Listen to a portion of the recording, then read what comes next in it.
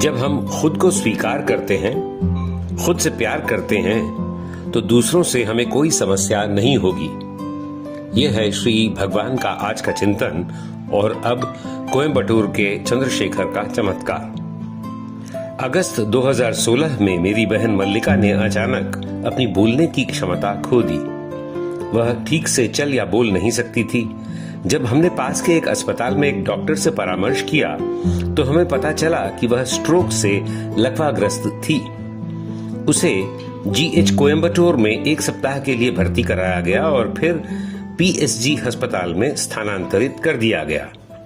वहां एक न्यूरोसर्जन ने निदान किया कि उसे ब्रेन ट्यूमर है।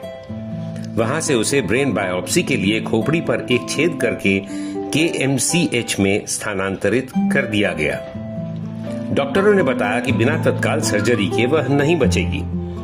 इस समय तक उसका स्वास्थ्य तेजी से बिगड़ गया। उसे अक्सर दौरे पड़ते थे, होश खो बैठती थी, गतिहीन हो गई थी, बिस्तर पर पड़ी हुई थी, आंखों की रोशनी चली गई थी, श्रवण बाधित हो गया था, स्मृति हानि। हमें नहीं पता था कि वह कितने समय तक जीवित रहेगी। हम उसे बेहद चाहते थे।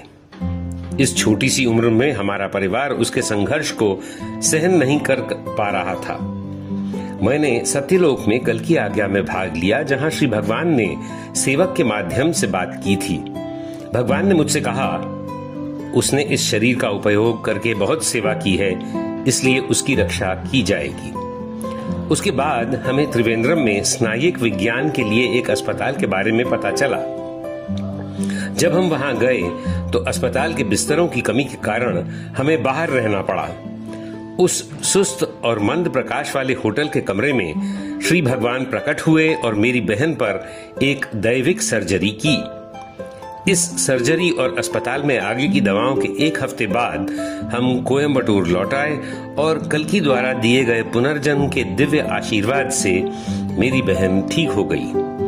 वह अब चलने, बोलने, देखने, सुनने में सक्षम है। वह बिना किसी सर्जिकल उपचार के दवाओं से बिल्कुल सामान्य हो गई। वास्तव में वह भगवान का एक जीवित चमत्कार है। मेरे सबसे प्यारे भगवान, मेरे प्यारे कल्कि। तब से 5 साल हो गए हैं। अम्मा और भगवान हर पल उसकी रक्षा कर रहे हैं। हम अपने प्यारे कल्कि के बेजोड़ प्यार और अपने परिवार के प्रति अत्यधिक परवाह के लिए उनके आभारी हैं। कल्कि के दिव्य कमल चरणों में हमेशा और हमेशा के लिए सेवा में। अनंत कोटि प्रणाम कल्कि।